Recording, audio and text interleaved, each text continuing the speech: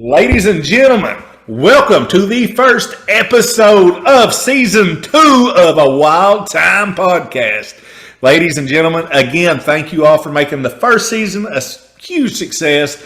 All the MMA icons, pioneers, legends that allowed me to have just a good sit-down conversation with them. Can't thank them enough. You had Guy Mezger, you had Jeremy Horn, Tara LaRosa, Brad Kohler, Fred Eddish, just to name a few. Thank you all, and also the horror icons, Ari Mihailoff, Dan Yeager, Brett Wagner, Mick Strawn, everybody from the horror community made it a success. And tonight I have one of my arch nemesis, one of my biggest frenemies, the Silver Fox himself, the Granimal, Matthew Granahan. Matt is not only are we having Matt on, but we are having a catch wrestling expert himself, a man that has been everywhere, done it, and rolled around and caught so many heel hooks, leg locks, you name it. Jake Shannon. Jake, how's it going, my man? It's going awesome, man. I'm super excited to be here, dude. Hey, man, listen, Granahan's always up to something. He's always got a rabbit in his hat. And when he got a hold of me and we were bickering and going back and forth, he's like, I want to bring someone on. And I was like, who you talking about, man? Who you going to bring? He said, Jake Shannon. I said, listen, all right, I'm ready to listen. I want to learn from this guy. He's an expert. You know, catch wrestling, something that always intrigued me. I love it. You know, you got... It's an art. It's art. You know, growing up watching Josh Barnett as a child, he was a catch wrestling guy, so I was always intrigued by that aspect. But I'm going to sit back here. Granahan, Jake, how's it been going, guys? Well, you know, young Master Newsom, first of all, it's a pleasure for me to be on the Young Master Newsom show here. And I brought Mr. Shannon along to continue to educate. This is part of a mission that I started back in 2016 when we had our war. If you recall, I introduced a foreign object to the youth of Pikeville, Kentucky, and of your hamlet there, of course, being the toothbrush. And I've been getting some communications over the years from folks that I've actually helped you.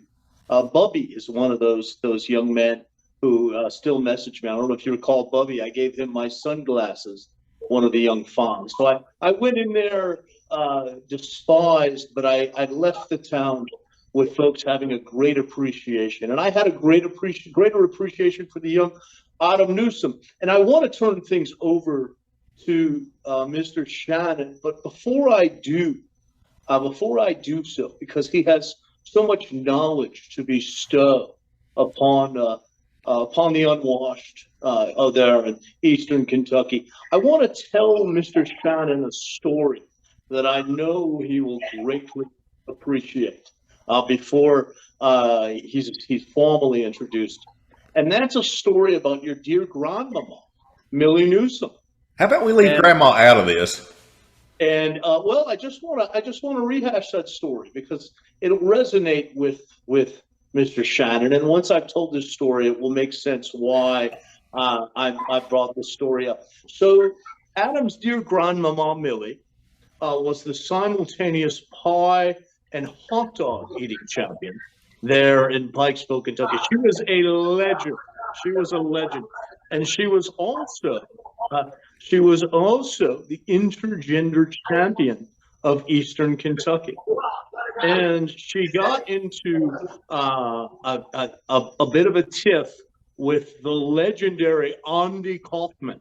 And I know that Mr. Shannon is a great Andy Kaufman fan, so he'll appreciate this story.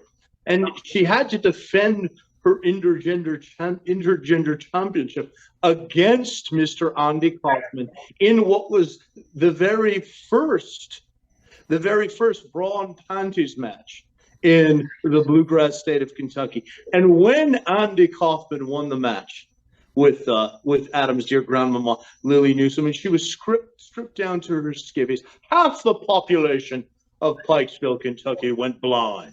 It was a horrid scene, but Adam still has that great at that great lineage of great athletes there in Eastern Kentucky. Well, let me tell you, listen, Mama Lily had Andy Kaufman in the slaughterhouse drop and dropped him and splattered his brains out all over the ring. When she got up to go over and blow a kiss to my papa, that's when that clown rolled her up and pinned her. That was how it went down. That sounds quite similar, actually, Adam, to what happened in our confrontation, in our famous battle of 2016, the main event there for your BCW championship.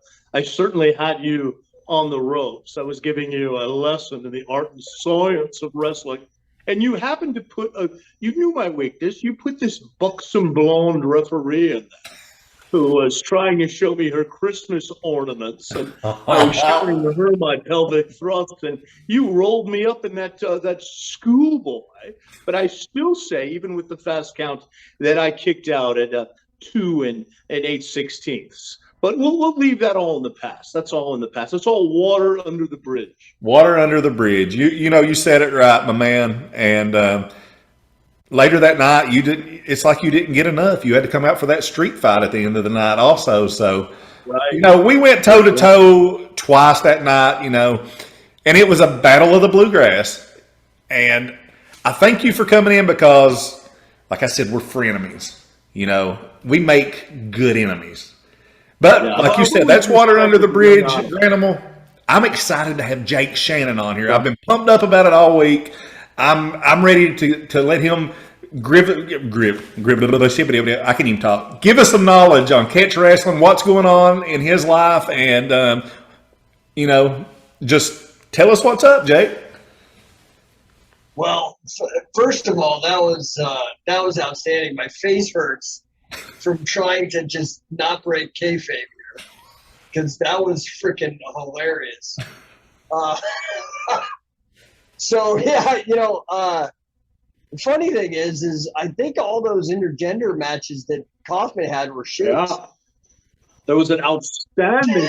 as ridiculous as that is. Yeah. But I think he actually shot with all those chicks. Like there was no words. Jake, I would argue that Andy Kaufman perhaps has to be put on the list of great carnies, because he took on 8 women in one night, back to back, in Memphis, and pinned them all. Yeah, that is 100% true. So, I mean, the guy was a freaking genius, and he really understood the wrestling hustle. Like, he really understood it. I think, clearly he was a genius. Like, he was so far forward thinking about these things. And it was brilliant because it served both purposes well. His purpose in creating comedy and performance art, but then also really putting asses in seats and creating crazy fucking heat. So, Andy Kaufman. So I've always been into grappling. I started out in Pee Wee wrestling when I was like 6, and then, moved into like martial arts, and then got back into grappling when UFC came around. And I never, ever liked pro wrestling coming up as a kid. I had so many buddies, loved it. I never liked it. I just was like, I don't get it. And it wasn't until I was like in my early 20s and I was like a comedy nerd. I used to collect comedy albums like Red Fox and George Carlin and all these guys. And I saw I'm From Hollywood. I was working at a video store. I was like in my early 20s, and somebody was like, dude, you have to see this fucking movie, because I liked like surreal, bizarre humor. And I was like, what the fuck is this? Because I wasn't either an Andy Kaufman fan or a pro wrestling fan. So I go home, I throw in the VCR. I think this had to be 1995 when I first saw it. Well, I'm From Hollywood is the documentary, and it's the funniest fucking thing you'll ever see. There's 2 films that Andy Kaufman made himself. One's called I'm From Hollywood, and it documents all the stuff that we're talking about. And then he has another one that's called My Breakfast with Blassie, which is him and Freddie Blassie going to like a Denny's. And that's got to be good, man. It's just stupid, but it's so funny. And it's fun. And you know what? I actually sat down and gave Carl Gotch, who's a legendary catch as catch can guy. I gave his last interview on tape, and as an homage to Andy Kaufman, I called it My Cigar with Carl, which was like my homage to the My Breakfast with Blassie title. But anyway, yeah, man, I'm one of those people that think maybe Andy Kaufman's still working all of us, and he's probably out there somewhere.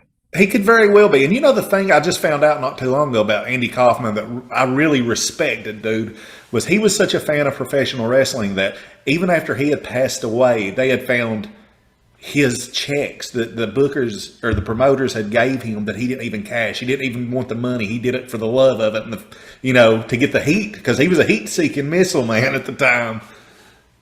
Yeah, I mean, he was the one who brought the celebrity to the Memphis scene. You know what I mean? Like, they had their insular local celebs, but to have like a guy who was on a major network TV show, like the #1 TV show in the country, to be popping in on live shows like that is just out of control.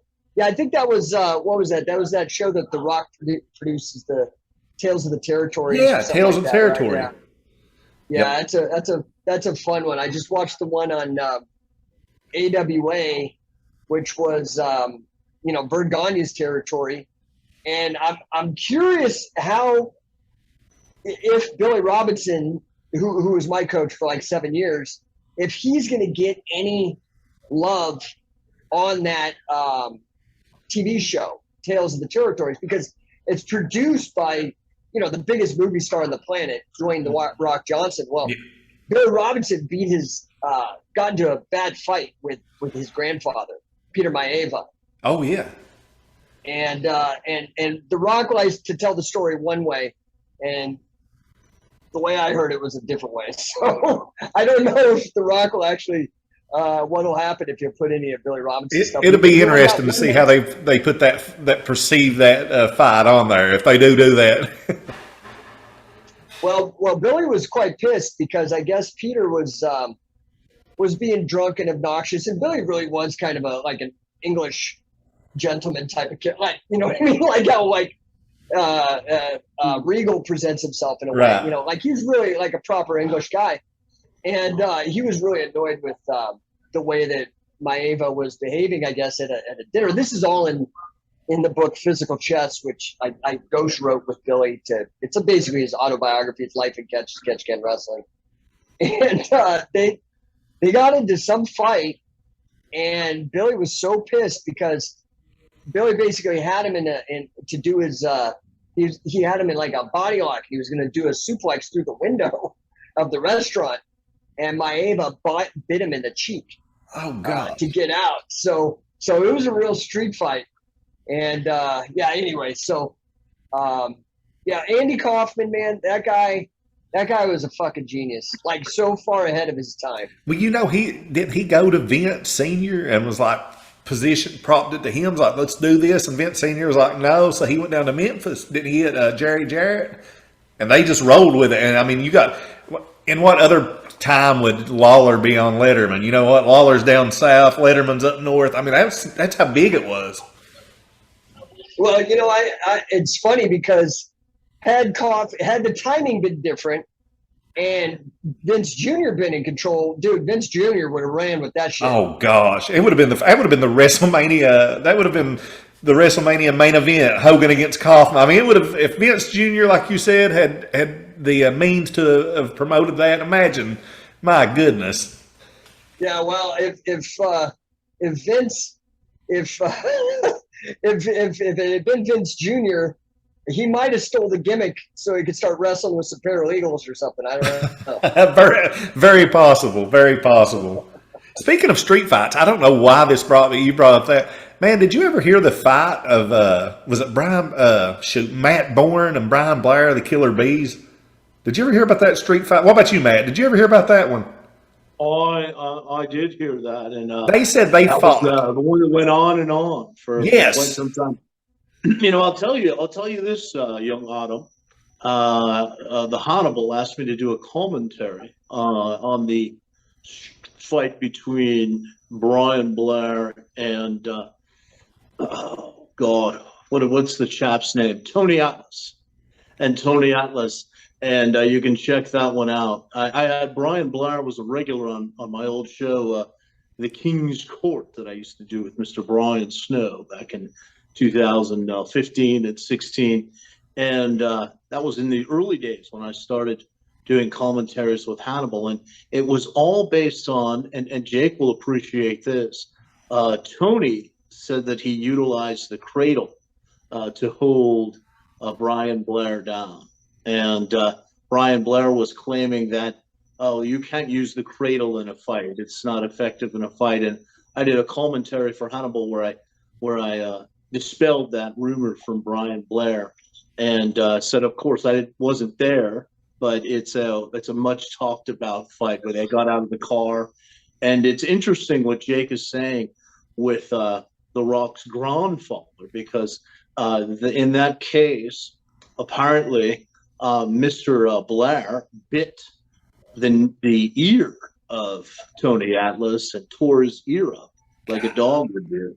Yeah, so so they said he couldn't get the better of Tony. Tony, of course, was a big man, but Tony was also had a solid amateur background in Virginia, and he couldn't get the better of him. But it seems in pro wrestling, and this is something interesting to bring up historically. Jake is a great historian, has many great books and DVDs and so forth. Historically, this biting, it's not a surprise because it kind of goes back to the original American rough and tumble fighting, right, Jake? Yeah, and Matt is a fine historian in his own right. He's got a fantastic book that he put out with the esteemed Eric Paulson. But yeah, it's funny because the the rough and tumble. That's kind of the term that the academics use to call this kind of street fighting that would go down. It seemed to always involve the Irish. I think one of the best cinematic representations of this was the Scorsese film Gangs of New York, where you could see Bill the Butcher and these street fights they were doing, and a lot of them. So, where I'm going with this is that it's very interesting because in England, it was kind of a strange amalgam of events. Now, so catch wrestling, which we keep bringing up, catch as catch can wrestling, it's the long term, is really the grandfather. I argue this, and I have not had anybody come back with a decent argument to counter me, that catch as catch can wrestling is the most impactful combat sport martial art of all time. And I am actually now leaning towards saying sport in general, in terms of the number of individuals impacted by it. Because, and I will get to the rough and tumble part, but I want to make this case real quick, that catch as catch can wrestling inspired what we know as professional wrestling. So when we watch WWE, AEW, don't watch the fringe matches, but the solid singles match, which is the core of everything. The pin or submit rule set that you see done theatrically, that is a simulation of the catch wrestling rule set. It is the same rule set. It's just a non-competitive presentation of it. It's an exhibition. Amateur catch as catch can, right? Professional was the professional wrestling. Amateur catch as catch can then got rebranded internationally as freestyle wrestling or Olympic wrestling. And in the United States, it got rebranded as folk style wrestling or high school and collegiate wrestling that we see today, or junior high, QBs, whatever. But so if you think of the sheer number of people reached through pro wrestling alone, it dwarfs the number of people that watch football or anything like that. The numbers are huge, okay? That's one. Then you look at amateur wrestling and Olympic wrestling and all the fans, athletes, coaches, and promoters involved in that over the 118 years that it's been the Olympics and been contested on the amateur scene. And then you add to the tally MMA, because we were speaking of Eric Paulson, who I think was the middleweight champion of Shuto.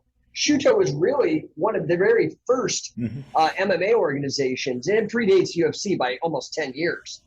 So MMA, now if we take all of the MMA athletes, coaches, fans, and promoters and add that to the mix, the pro wrestling fans, athletes, coaches, promoters, the amateur wrestling, the folk style, or the freestyle wrestling, then if you really want to be a dick, you could say that even Brazilian Jiu-Jitsu owes its origins to catch-as-catch-can wrestling, because Maeda, who was the judoka, came out of Japan and settled in Brazil and taught the Gracie brothers, and which became that whole aristocracy that they got going in Brazil.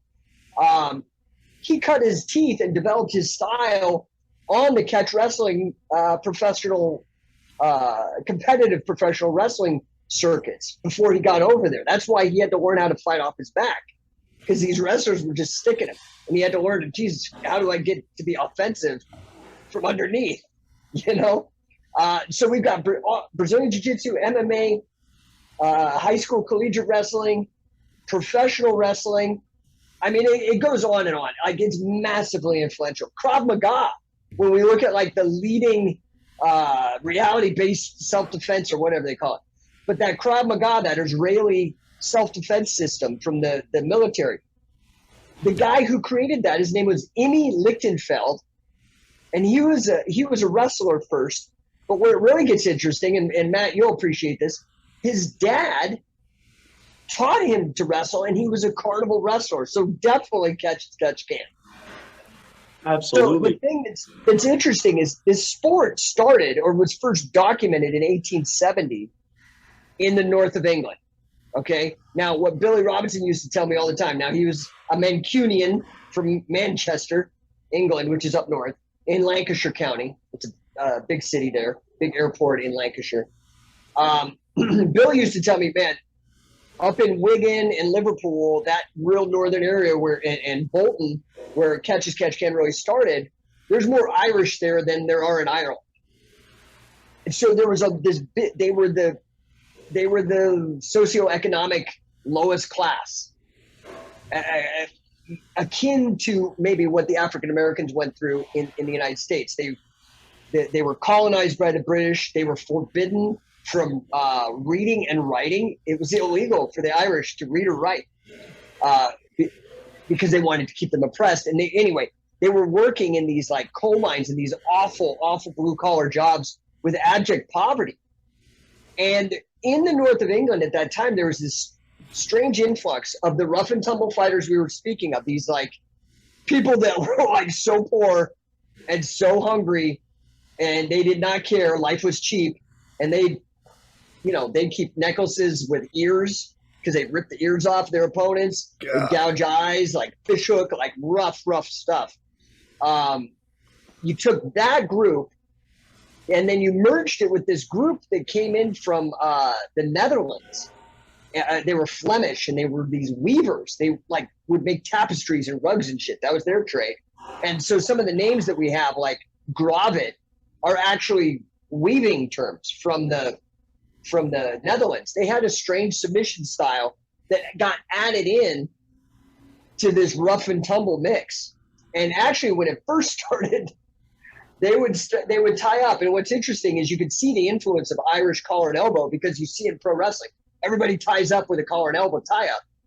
That's kind of a reference to the popularity of the Irish in the catch wrestling style, and collar and elbow was their predominant style. Now, when it first came out in 1870-ish, they would actually wear clogs, wooden clogs, that were like golf shoes. They'd have spikes on the bottom.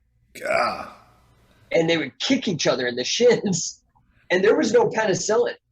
So people were dying over these matches. Infection. Yeah, gangrene. Gangrene was a big problem. Anyway, the pub is so central to the culture there, for better or worse. And the bar owners, they're called publicans, not like political, not like Republicans. It's like publicans. Yeah.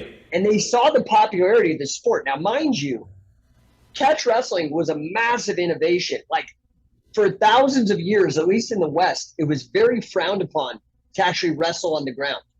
It was very much like what was known more as like a backhold style, where you tie up and the first person to throw the other person to their back would win. And then they would stop the match. There was no ground fighting.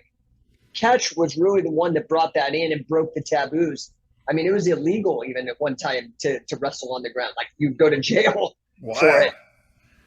Yeah, so catch became crazy popular during this time, and the publicans were like, shit, man. They became the first promoters because they were like, hey, why don't you guys do that shit in my bar so I could sell beer? Right? So these guys, they were living this awful life in the coal mines, and I mean, it was brutal. After like 10 hours in the coal mines, hunched over, fucking picking and shit and breathing in dust, they were fucking cantankerous. So they would afterwards say, hey, I bet you I can beat you. Oh, well, let's go out to the cobbles, and they'd start betting. The cobbles are like the street, and they'd start betting. Well, eventually, some of these guys were so good at the wrestling and making money on these side bets, they quit their jobs and they became the very first professional wrestlers. Wow. And I mean, people back, think about the different, people were just different back then. Working a coal mine and go fight in a bar. I mean, it's just nuts. And that's just, I mean, the coal mines that's like where I live, man. That's a big time job around here. I mean, it's just, and I see some of these guys in their 30s and 40s, man, their lungs are deteriorated. I mean, it's sad. And just to think about those guys coming out and going out to the bar down the road here and throwing down, I mean, it's just a different breed of a human. Yeah. Well, so, to bring it to the United States, think about gangs in New York. So like what's happening in the 1870s in Ireland, the potato famine. So that's why they're fucking getting the fuck out of Ireland. Right? Because they're like, shit, man, our main staple, like people are starving to death. So they either go across the channel to England, which starts this catch can thing, and they start going across the Atlantic. And if you watch Gangs of New York, you know exactly what happens. Most of these guys got straight off the boat from Ireland and got conscripted right into the draft and had to go fight in the Civil War. So now you have all these immigrants coming from Ireland and that area, and they brought with them the catch wrestling and the rough and tumble. And it takes off in the West. Because if you think about all those old Civil War reenactment shit, you know what I mean? All those fucking nerds. Like, most of their time, the way warfare was, they didn't have like planes. They didn't have tanks. It was like just large regiments of men marching forever and ever until they finally get to a battle. Then they just line each other up like idiots that shoot at each other, right? Exactly. Yeah, exactly. That's crazy when you think about it. The way that it was considered gentlemanly to fight in these wars, they would just line each other up and just slaughter each other.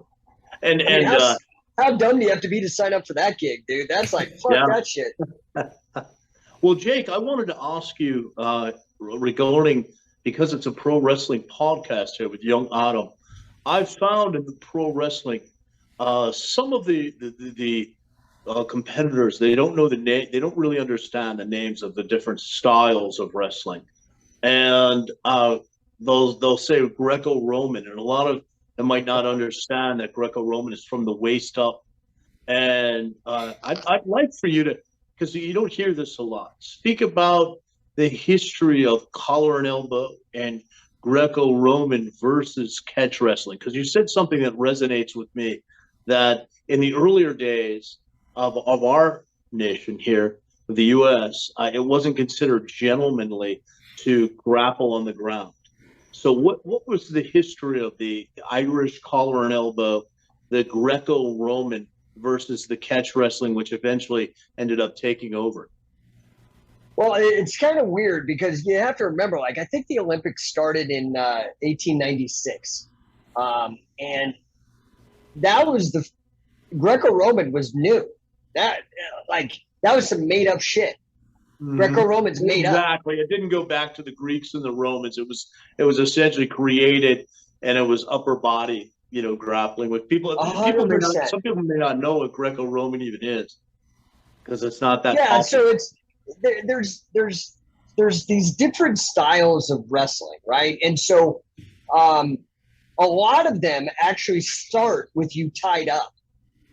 Like you could start like in what's known as an over-under tie-up, where like I would take my right arm grabs the guy's right elbow and the same kind of thing, and my hand's going like my other hand goes on his lap, and then the person does the mirror same position. That's called over-under tie-up. Typically, is what you call that today. But that used to be, and in Greco, a lot of times when there's a stalemate or there's an issue, they'll restart them with their hands tied, like this to start for an upper body throw. So there's a lot of like the Swedish wrestling, Schwingen, or in the Nordic countries like there's Glima. These are all these upper body wrestling styles that harken back to the Vikings, the way that they wrestled, and they focused on the upper body because they had to carry these heavy battle axes and shit, right? And so if it went to the ground, they wanted to throw you and then hammer you, with a weapon. So it was just about throwing you down, and it was upper body. But I think a lot of them got confused because at that time, archaeology is really coming onto the scene, and we're uncovering a lot of these things from Greece and Rome, and we know about like pancration, and we know about the Olympic wrestling at the Olympics. But again, these are different sports completely. And so far back in antiquity, I mean, wrestling is truly the oldest sport known to man. It's just, you can see it on the walls of the, they're in hieroglyphs in the pyramids and shit. It's ancient as hell. But in terms of modern history, where we start actually having photographs and being able to get film and people are writing things in a way where the people aren't dead for more than like 2 generations or 3 generations. So we have some people alive that could verify a lot of what's going on. So you have Greco-Roman, which is this upper body style, which was the typical style, again, of wrestling, typically because of these taboos of wrestling on the ground. Well, catch was basically did what MMA did. It was crazy and wild, and people couldn't fucking believe it. And they're like, oh my God. And the fight could keep going on the ground, right? Because these rough and tumblers knew. They're like, dude, this shit's just started when we get to the ground. Holy shit.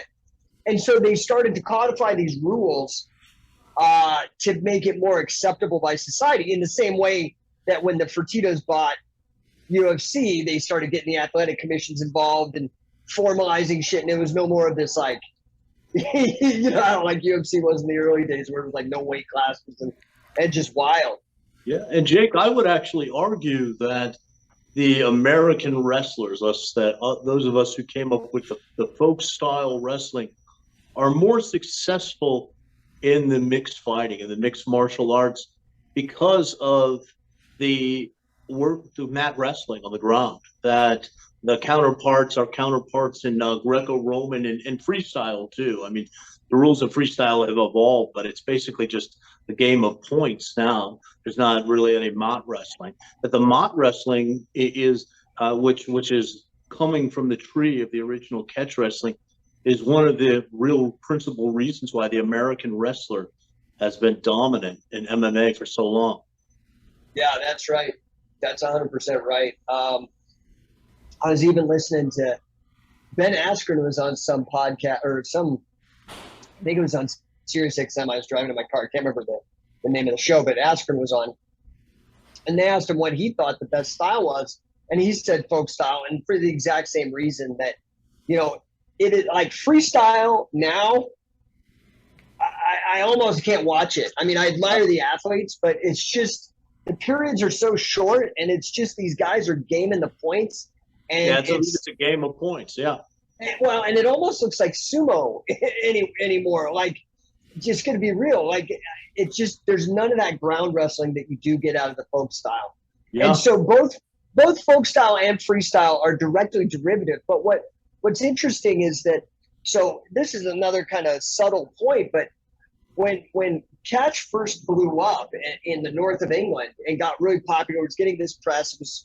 It was just hot. They tried to replicate it in the South. Okay, so you have to understand, if you ever go to England, they're like how the United States is. There's a North and a South culturally. Vastly different. But it's flipped. The country folk are up north, and all the sophisticates are down south where London is, like how New York is up north, right? So it's flipped.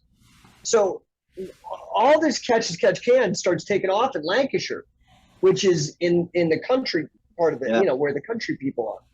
And in London, they're like, oh, you know, I don't want to mock your accent there, Granimal, but you know, they were like, oh, well, we can't have any of that. We need to be having our own catch as catch can matches. And They so want to have a more hot style. well, so it was a more posh style. So they started doing it down in London, and then added more formalized rules, and there was some German influence actually on that style as well. And that is the style when the Olympics, you know how when the Olympics goes to a new country, it does the sport of that country. It went to Korea, and then they added Taekwondo and shit, right? So when the Olympics in 1904 circles around to London, the South, where the sophisticated, where the posh people are, amateur catch can enters in onto the Olympic scene and eventually evolves into freestyle, which really doesn't have the ground again, which is interesting when we look at the taboos of the elite and the wealthy, that they kind of like co-opted it and made it into this stand-up style again, which is ironic, right? Yeah. The Definitely. people from Lancashire, that eventually evolves into pro wrestling. Well, speaking, is there like, tell us about what you've got going on, Jake. Don't you have a pro wrestling kind of shoot deal going on that's developing right now? Because I'm really interested in that, because me and old Granimal talked about that, and I thought to myself, man, this is different. This is good, and I think it could take off, man. Yeah, Matt's actually been helping me out a lot. So, you know, when in around 2000, I think it was about 2004, I got to be friends with Carl Gotch, who is a famous catch wrestling guy. He was in Inoki's corner in that famous match against Muhammad Ali, you know, the mixed match. He's the one who started Pancrase, started Shudo, which were these MMA organizations before the UFC. Just a total legend guy. He was an Olympian in the 48 Olympics, wrestled for Belgium. I think he got 10th place, but you got to give the guy a break because he was literally in a concentration camp like 3 years prior to that. Almost died, starved to death, and then made it to be an Olympian. So the guy's a beast. In about 2003, I started my company, Scientific Wrestling. And I kind of had this vision. I'm like, I had dabbled in pro wrestling, and I had been a martial artist and wrestler and grappler for a long time. And when I went, I didn't like what was happening in the grappling scene. It just didn't feel right to me because I was a wrestler, but I didn't like wrestling because I didn't think of it as a martial art. That's why I abandoned it as a kid. And then you come to find out, oh, fuck, it's the best martial art. And I didn't feel like I was getting what I wanted out of the jiu-jitsu stuff. And I actually stumbled into pro wrestling. I was dating this chick and she was into it. And so I did it to impress a girl. And I actually had some modest success. I had like a WWE tryout. I was flown out, one of like 250 out of 5,000 people that applied for Tough Enough season 1. And I toured the United States and in Canada. And actually they invited me to go to Europe, but I decided not to do it. But I got into pro wrestling and had some success, but it still wasn't right. I'm like, God damn it. And I went and I trained at a Japanese style dojo, pro wrestling dojo that was associated with Pro Wrestling Noah. It was run out of Northern California by former APW guys, what's his name? Michael Modest and Donovan Morgan and Bison Smith. rest in peace. Now, Bison Smith went to University of Colorado Boulder, where I went. So I knew who he was. And I decided to go to this dojo. And I was fucking floored because they were doing what I wanted to do. Pro wrestling, but competitively. But they wouldn't do it at the shows. And this was a very Japanese thing to do. Like in the dojo, you actually wrestle and it's hard and you got to fucking go. And it's like, you know what I mean? You don't plan out your spots or any of that shit. Like you're wrestling. And then during the show, it's more scripted so they can control the bookings and, you know, make money. Well, I was like, fuck, this is the thing. And just as that was happening, a pro wrestler by the name of Kazushi Sakuraba started coming up in the MMA scene and cutting through every Gracie like it was a fucking joke. Like it was just a squash match. It was like the craziest thing. I couldn't even believe it. And I'm like, fuck, this is it. What is going on here? Like I found this shit, but it's not quite there. And then this dude's doing what I think should be done. And so I started studying Sakuraba, and Sakuraba eventually led me to his coach, who taught him how to do all that shit, and that was Billy Robinson. Sakuraba, so when that happened, I mean, it was crazy to think in the Pride days. I mean, it was mind blowing that he represented professional wrestling, and he was, like you said, going through the Gracies, man. Henzo, Hoist. I mean, him and Hoist fought, what was it, 90 minutes? I mean, it was something nuts. Yeah. It was just an absolute, I mean, it was an epic fight. And for him to represent professional wrestling, you're kind of like, man, it ain't what we're thinking. It's a different, different type of professional wrestling. Young Adam, if you follow the history of the Gracies and Elio Gracie, who did he ever compete against? Professional wrestlers. Wilde Exhibisco, Fred Ebert, and also more famously, Masahiko Kimura, who was a pro wrestler who took a beating in the ring, Ricky Dozan, and that whole history that Gordon Ryan and Joe Rogan recently talked about on their show, where they showed that beating he took, and then the whole story that the Yakuza were after Ricky Dozan and stabbed him in his bar with a urine stained knife. So pro wrestling has always been really the base. That's why, young Adam, I think I told you when we got into our first little tiff at Shattuck MMA and started our feud. You're quite a beast yourself, young Adam. Jake, if she'd ever seen you in the MMA cage, you've polished off your opponents quite easily in your MMA bouts, Adam. But professional wrestling is certainly the root of the tree. And I've always said this to all of the fawns, no matter where I go in professional wrestling. And something that my mentor, Billy Wicks, told me is there's not a thing that I do in that ring to my opponent that I can't do to every single one of you fat slob fans it is to see the king. And that's the honest to God truth. So professional wrestling needs to be strong again. And that's why I'm very excited to be working with Mr. Shannon for his promotion for Shoot Pro Wrestling. Pro wrestling needs to be strong. It needs to be taken seriously. And we need to honor the roots of the sport of wrestling, the sport of catch wrestling, and honor our own American history, as Jake laid out with the sport coming here to the United States. So to your question directly, Adam,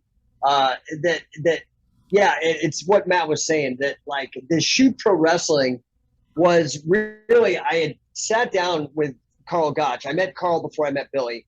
And I told him like kind of this vision that I had to really resurrect it and make it make professional wrestling a competitive sport. Like, and not like folk style professional wrestling, like professional wrestling rules with submissions and pins, and make it like legit again. And Carl because was been done before. It's been done before in that format. Remember, young Adam, you probably remember Real Pro Wrestling, which never really took off. I mean, they invested a lot in that, and I think it's because they didn't have Mr. Shannon's vision of having a submission in there as well. I agree. I remember that. It was almost like an amateur. It didn't have the look. Like you said, it didn't take off like it should have. But, you know, if Jake, I have a good feeling Jake's going to get this off the ground, man, and it's going to take off. And when you mentioned that to me, I was like, who else would have, you know, who else would you want in charge of something like this? Because, I mean, a great historian that knows his business, I mean, can trace back the roots. Like you said, Granahan, bring it back and show off the old style, man. That's what it needs. The sizzle.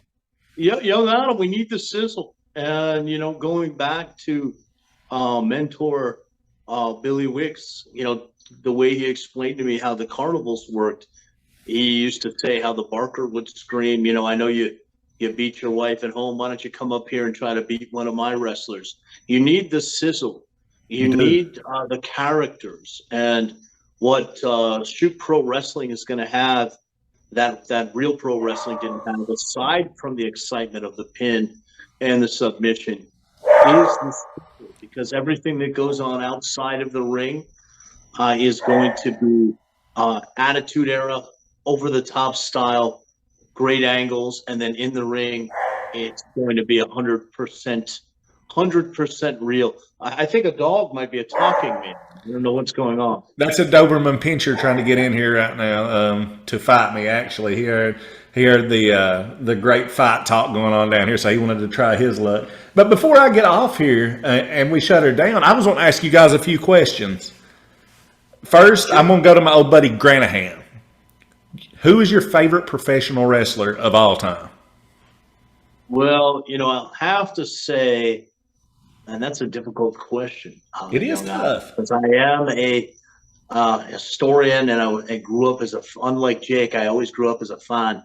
What got me into wrestling, you know, scholastic wrestling, and starting way back in middle school, was professional wrestling. I loved professional wrestling, and I'm gonna answer that question. It's tough to say. I think I'm gonna say Mr. Perfect. Ooh, good choice. And the reason being is, he had the great skills, the all around great wrestler. You know, and then going way back in time, of course, all the greats like Carl Gotch and Billy Robinson. And one thing I wanted to ask Jake, just as a quick aside, because we're talking about styles of wrestling, because I always wondered about this. Didn't Billy Robinson wrestle in the sand pits in India? And what is the style there? Is that a more wide open catch wrestling style in India or similar? So, yeah, it's called Kushti wrestling, and it's done in what's known as an akhara, which is weird because it's half like religious temple, because wrestling there is like, if you're a wrestler in India, you could still take a wife and stuff and be a homemaker, but like you live the life of like a wrestler. And this to me is why I think both Carl and Billy really identified strongly with that ethos, because that was all they cared about. Everything was wrestling. Everything was like a constant, like it's like an obsession, like a religion. And they in the Akhara, they do plenty of ground wrestling as well. So it is very similar. They don't really have the submissions, but yeah, you get a guy belly up, which, you know, is like the signal in the animal kingdom. Like, you turn belly up, that's it, right? Like that's it's in the sand pits. It's done in the sun, because I've seen it before. I've seen in videos. Dirt, in dirt, dirt rather, that's wild. They'll wake up and like the young boys, you know, the young boys in Japan, the equivalent in India, they wake up and they get out there with a plow, like a hand plow, and turn that dirt every morning. It's like, it's brutal. Mr. Perfect was that's funny you brought that up, man, because I think he's so well respected amongst not just professional wrestling fans, but my dad, who I grew up, he was a massive boxing fan, and, you know, he kind of frowned on pro wrestling, but whenever he talked about it, because I was a huge pro wrestling fan growing up, and he would always talk about, you know, what an athlete Mr. Perfect was. He said you can watch him and tell that he's not just, he's got some athleticism to him. He's probably good at all sports. He was like, and that's one thing that a lot of people, people that were close to him talk about, man. He was good at just about everything he wanted to be good at. He was so smooth. And, of course, growing up and not to date myself, I could give a on carpal tunnel, but that was a joke, fellas. But to sort of define the era which I grew up, you have to say Hulk Hogan. I was a young Hulkamaniac. I did have the Hulk Hogan weight set as a very young man, brother, because Hulk Hogan to me, as you grew up, he was more than just a professional wrestler. He was iconic in the movies. You've got the Rocky poster, behind you, the Thunder Lips and all that. And Bob Backlund. I always was a Bob Backlund fan because he wrestled that more grappling, wrestling style.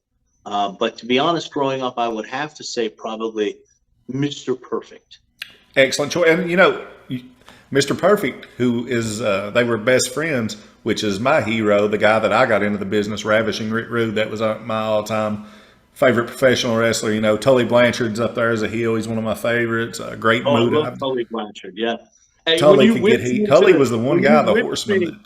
Adam, when you whipped me into the ropes in our match, and I caught myself, and I did my strut, I would have to say I emulated that from you did Tully to a T. I loved it too, man. That was so good. All right, now Jake, I'm going to ask you favorite grappler / fighter of all time. Well, I mean, honestly, I have to put Sakuraba at the very top. I mean, the guy literally, 100% changed everything for me. Like, when I saw that, it was just like, holy shit, there's a way bigger world out there to submission grappling than what I had prior understood. And it was like, it was truly like a life changer when I saw Sakuraba. But, I've really done my best to actually go seek these guys out. So I would put Sakuraba, Frank Shamrock, who is one of my coaches, I'd put him up there. One of my heroes also. Out of control. Minoru Suzuki, who I just got to have lunch with on this last tour. He came and did this tour. I was his first stop. We went and grabbed some lunch, which was great. And then, and maybe Fujiwara. I mean, it's going back a little bit, but I really love Yoshiaki Fujiwara. He was always very, very kind to me, probably because I was friends with Carl mostly, but I learned a lot from that dude. Those are probably my favorite top guys. And when I say that, it's not because I knew them. It's the other way around. They were my top guys. And I did whatever it took to actually go and train with these guys. I sacrificed. You know what I mean? That's a heck of a story, man. It's inspirational too, because like you said, the guys you admired, you worked your butt off to get to pick their brains and get to learn from them. And that's awesome, dude. I mean, that's anybody that watches this, Jake Shannon right there. If you've got guys you look up to, admire, and you want to learn from them, work your butt off, make contacts, do what you got to do to get there. That's it. When I really got bit by the bug, I was 31. When I started my company, I was 31. That was the year I just put it all together. I was like, this is what I want to do. And I knew, I'm like, okay, realistically, dude, I'm not Randy Couture. I'm not going to go and be a 45-year-old fucking champion. I could already feel how the 20-year-olds had a hell of a lot more fucking energy than I did. I could feel it in wrestling. And so I started thinking like a long game back then. And I was like, I love this shit. I would love to see matches like what Sakuraba is doing. I love the way he moved. It was just like cerebral, man. It was so cool to watch it. And I was like, I want to see that. And so, this project of scientific wrestling and shoe pro wrestling, it's really 20 years in the making, trying to get everything together. Well, I'm excited to see it take off. I think having Matt, honestly, as a shoot, Matt Granahan is a heck of a promoter. He's a personality amongst personalities, and anything he Thank you. touches, man, is entertaining. So I think having him involved with whatever you got going on, you've got a good guy right there that will bring eyes and ears to the product, and it's something that's I'm interested in, man, I think it's timing, like you said. It's been 20 years in the making. I think it's time that this stuff hits, dude.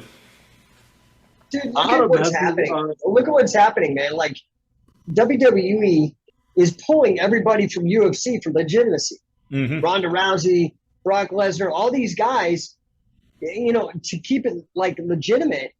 And the guys in UFC, they're not getting paid well unless they're at the very top, and they want to go and be rock stars. Because honestly, I can't play a fucking musician. I'm not a musician. I cannot play an instrument.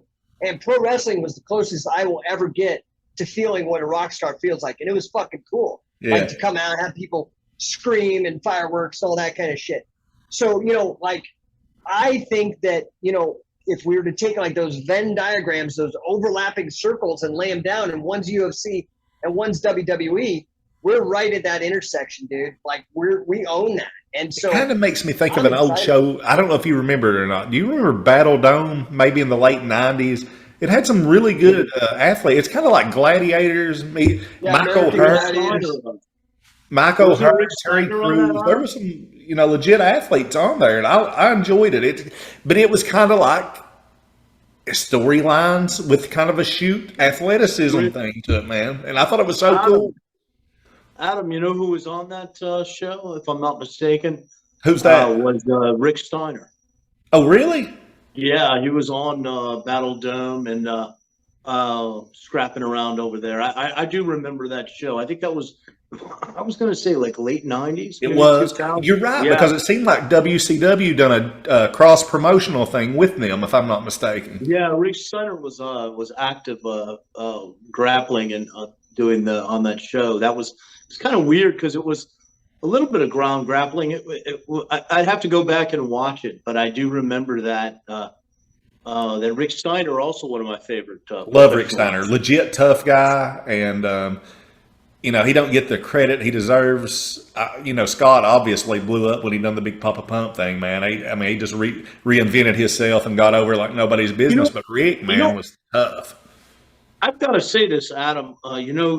With the Shoot Pro Wrestling and you being a Bluegrass Championship Wrestling champion, your size, your pedigree as an undefeated MMA competitor prior to that, and your grappling background, I really think in West Virginia, and I don't know if Jake would agree, maybe we have a show on one of the Bluegrass shows. We have maybe a 4-man tournament, Shoot Pro Wrestling tournament, heavyweight tournament, and I think the belt might. Obviously, it's going to be a shoot, but I think you'd be favored in there with your background, Adam. I know you're a really strong guy and a strong grappler. I'm 37. I'll be 38 next month, and I've not drunk in 15 years. Never smoked. Take pretty good care of myself. Had some injuries. Tore both biceps, though. They're both gone. Dislocated shoulders. And but you know what? Once you're a fighter, a competitor, that spirit, that warrior spirit, man, it never goes away. And even though I'm older right now, I still get the itch. I'd be lying if I said I didn't get the itch to compete.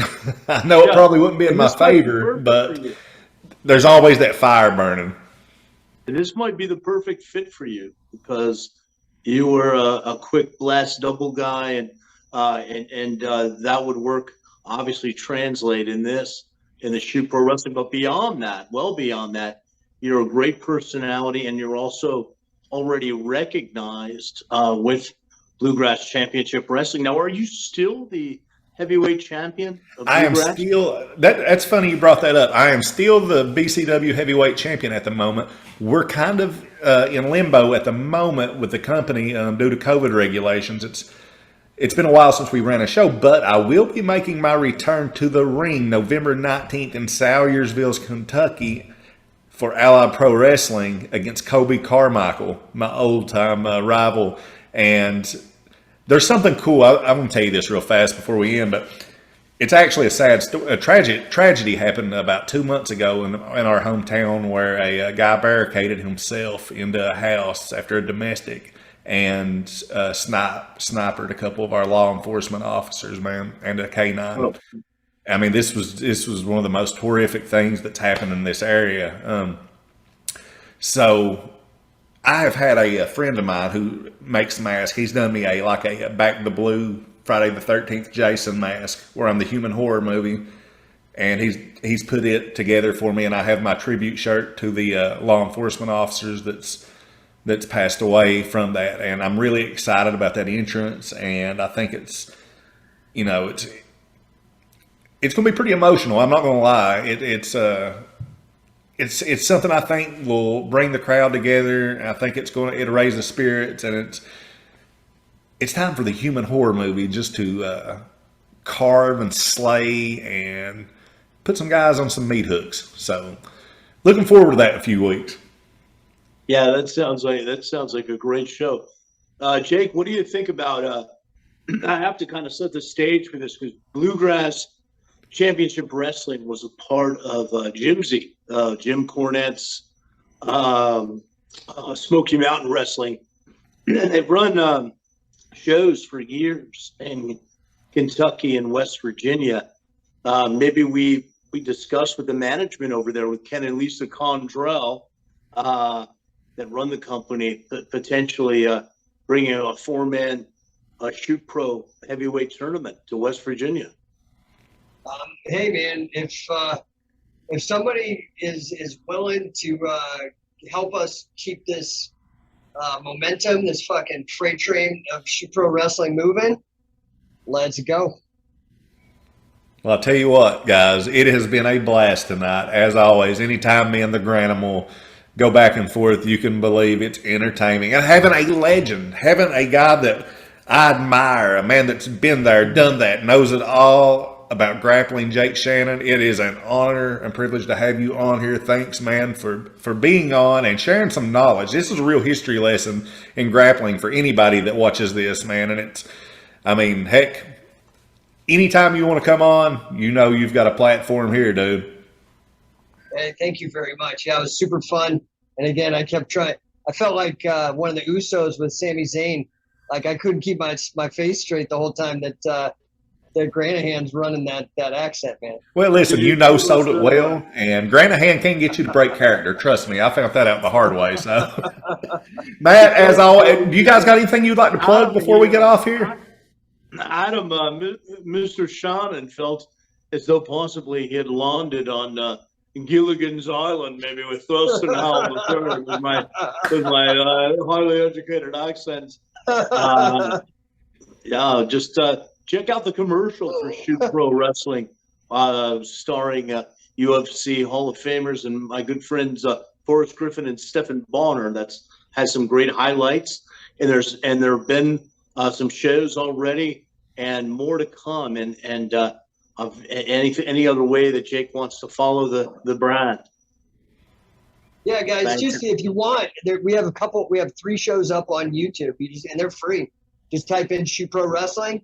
And if you're into it, man, what we need like sponsors because we want to do it for free. We've done them on pay-per-views, and I think that kept us small. So we want to get it for free.